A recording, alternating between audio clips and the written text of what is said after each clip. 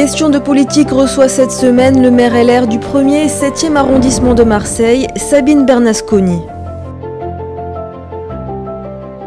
Voilà, il y a bien longtemps maintenant que je me suis engagée en politique. Quand j'étais étudiante, d'abord parce que j'ai toujours été intéressée par la chose publique et j'ai fait des études de politique sociale et de développement local. Donc assez naturellement, les questions de fonctionnement d'une ville, de construction d'une ville, de développement d'une ville, liant à la fois économie, sociale, donc un aspect humain et de développement m'ont toujours intéressée.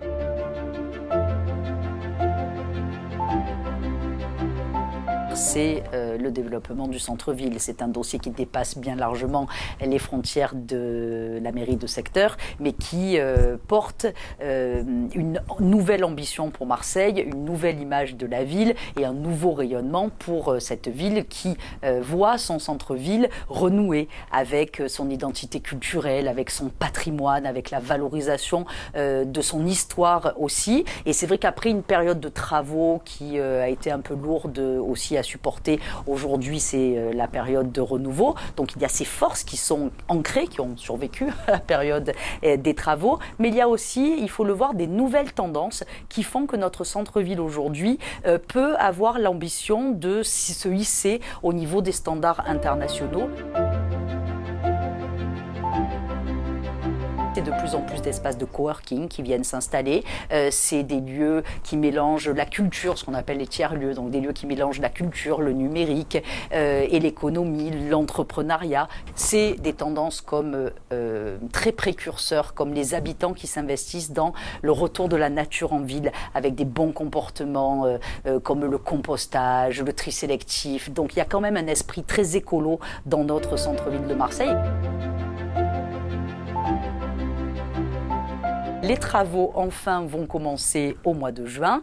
Il y a donc là 1 an et demi, 2 ans de travaux pour ouvrir, nous l'espérons, le cinéma qui va donner un nouveau visage au haut de la Canebière et aussi une nouvelle attractivité, donc un pôle culturel important, dès la fin de l'année 2019, le début de l'année 2020.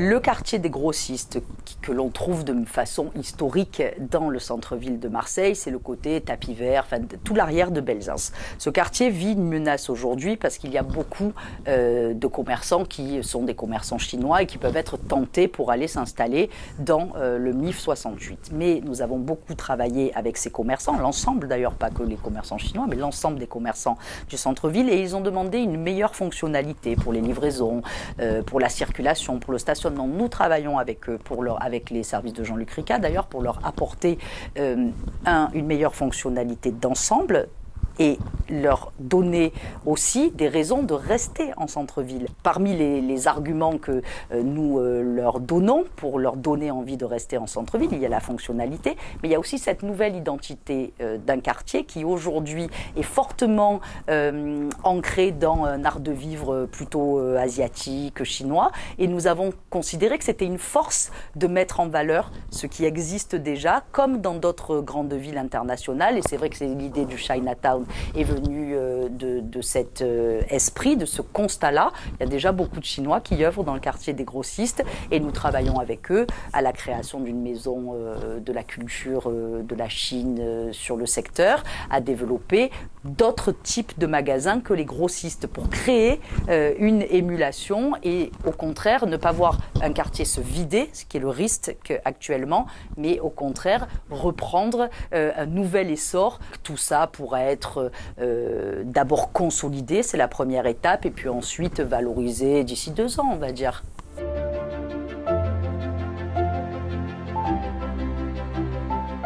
Les Dimanches de la Canebière, c'est plus qu'un projet d'animation de rue, c'est plus qu'un projet culturel, c'est vraiment la préfiguration du centre-ville tel qu'on peut l'imaginer fonctionner dès demain. C'est un centre-ville qui est apaisé, une Canebière piétonnisée qui met en valeur justement la culture, qui profite d'un temps apaisé pour retrouver le plaisir de regarder les façades, l'architecture du centre-ville. Ça marche très très bien. C'est à nouveau la Canebière où tous les Marseillais se retrouvent, où les touristes viennent viennent avec plaisir aussi retrouver cette artère mythique qu'ils connaissent bien souvent encore plus que nous, parce qu'à l'international, la Canebière reste un des fleurons de la ville de Marseille.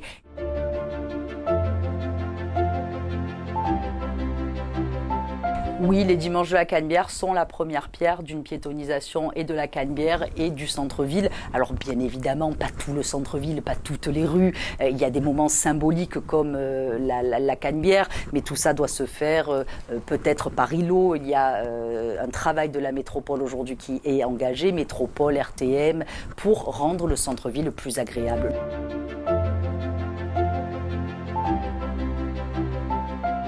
Pour construire ce havre de paix, effectivement, c'est bien d'imaginer de dégager les voitures du centre-ville, mais il faut qu'elles ne soient pas très loin quand même, ces voitures. Il ne faut pas trop les éloigner du centre-ville. Il faut qu'on puisse acheminer le plus de monde possible. Il faut être pragmatique. Des îlots de piétonisation très agréables dans le centre-ville, c'est absolument indispensable, mais il faut aussi pouvoir bénéficier de possibilités de garer sa voiture. On la quitte, on arrive en voiture, on quitte sa voiture et on profite d'un centre-ville apaisé. Mais pour quitter sa voiture, il faut que les parkings soient à la hauteur. Ça, c'est un des enjeux relevés par la métropole, que de négocier pour demain des parkings de tarifs, des tarifs de parking, pardon, qui soient attractifs.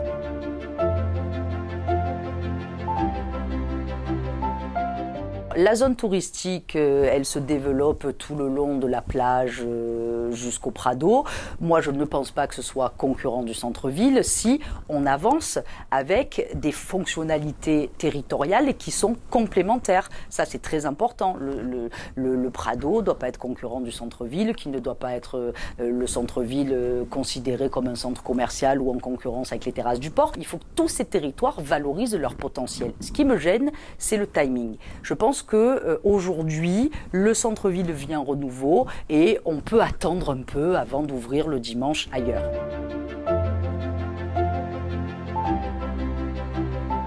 Si c'est une solution à l'étude pour alléger la circulation des cars dans le centre-ville, dans le 6e arrondissement, dans le 7e arrondissement, donc il faut étudier la question. Moi, j'ai une crainte aujourd'hui sur le téléphérique, c'est comment il peut être installé. Est-ce qu'il faut un pylône au milieu du 7e arrondissement? Ça, il n'en est pas question. Est-ce qu'il y a des nuisances pour les habitants? Quand on fait une étude, il faut faire une étude globale. Combien ça coûte? Dans quelles conditions? Maintenant, ça vaut le coup d'examiner cette possibilité, et ça vaut le coup d'examiner d'autres possibilités. L'objectif, c'est d'alléger nos rues de la circulation des cars, parce que ça devient insupportable. Elles sont obstruées par les cars de touristes, donc il faut trouver des solutions. Le téléphérique en est peut-être une.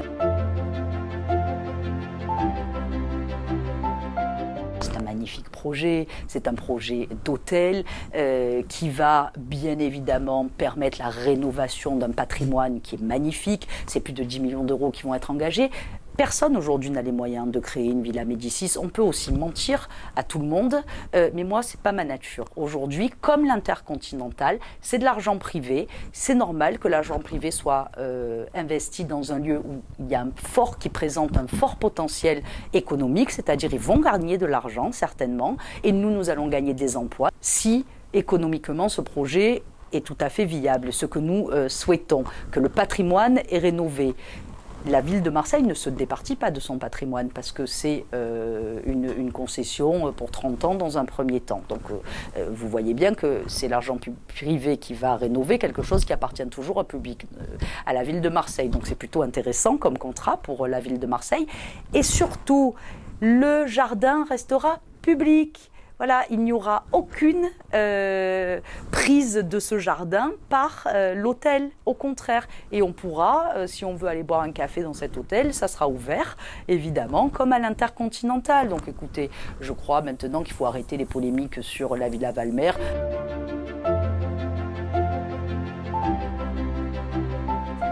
Moi, je me sens très bien dans l'équipe de Jean-Claude Gaudin. Il y a aujourd'hui une véritable possibilité de travailler supplémentaire qui a été apportée grâce aussi à Martine Vassal, qui donne des moyens à Marseille qu'elle n'avait pas eu auparavant. Donc c'est vrai que nous avons là un esprit collectif, constructif. C'est l'exemple d'Ambition Centre-Ville. Tous les élus travaillent ensemble. C'est les Marseillais qui décideront si ils ont envie de dégager les politiques qui travaillent aujourd'hui. Mais le renouvellement de génération, il se fait au-delà des élections aujourd'hui. Cette équipe, elle fonctionne bien. Elle a déjà engagé un certain renouveau, puisque vous savez que Jean-Claude Gaudin va terminer son mandat en 2020. Il est en train de passer le relais. Vous voyez d'ores et déjà des maires de secteur qui sont tous différents des maires de secteur précédents, puisque depuis 2014, il y a eu un renouvellement entier des maires de secteur. Nous avons tous moins de 50 ans. Martine Vassal incarne ce renouvellement de génération, puisqu'elle, en tant que présidente du département, elle travaille déjà avec Jean-Claude Gaudin sur des projets nouveaux, puisque l'aide du département est totalement fléchée par Martine Vassal, inspirée par les élus de l'équipe qui travaillent avec elle sur la vision à partager et à construire du Marseille de demain. Donc tout ça se fait en douceur. Je ne pense pas qu'il y ait d'esprit de dégagisme.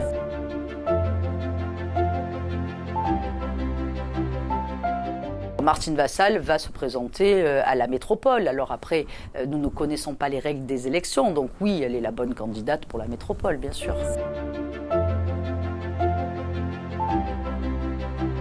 Moi, je fais partie de l'équipe de Martine Vassal, mais c'est un choix qu'on n'aura pas à faire en public, parce que chez LR, je pense que s'il y a un choix à faire, il se fera en interne, dans le cadre des statuts de notre parti politique. Et c'est pas comme ça que ça va se passer, ça se fera jamais, ce choix.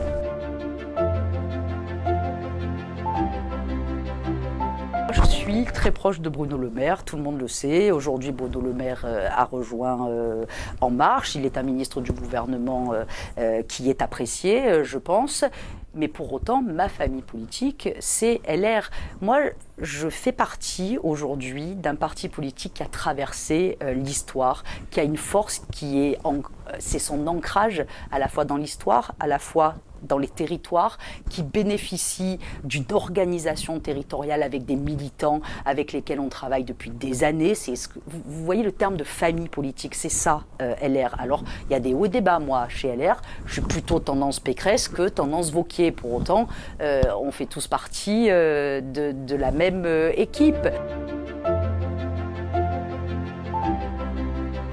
Si En Marche n'a plus Emmanuel Macron, c'est un parti qui ne pourra pas exister au-delà d'Emmanuel Macron. Nous, écoutez, il y a des hauts et des bas, des personnalités qui ont été plus charismatiques dans l'histoire que d'autres. C'est peut-être le cas aujourd'hui, j'en sais rien. Nous vivons des turbulences et nous allons montrer une capacité à se reconstruire et à rester un parti politique fort.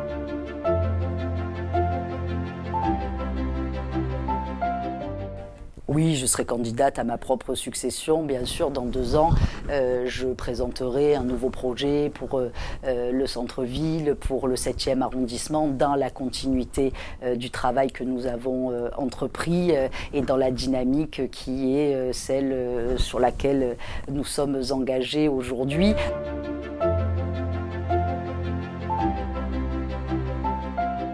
Mon coup de gueule, clairement, il est plutôt rétrospectif. Alors, ces derniers mois, il se retrouve. Pourquoi ? Parce que le gouvernement Hollande avait fait beaucoup de promesses, notamment sur le financement du plan de transport en commun. Nous avons besoin d'un véritable plan de transport en commun dans cette métropole. Je m'intéresse particulièrement aux accès au centre-ville de Marseille, mais pour développer l'économie de la métropole, il faut absolument que nous allions au bout de cette ambition contenue dans l'agenda de la mobilité. Et pour ça, il faut des moyens. Donc, ces moyens, ils ont été promis par le gouvernement Hollande. Ils ne l'ont pas été donnés. Aujourd'hui, nous attendons dans les négociations avec l'État que l'État vienne nous aider. Et sans cette aide, nous ne parviendrons pas à développer les transports en commun dont nous avons besoin.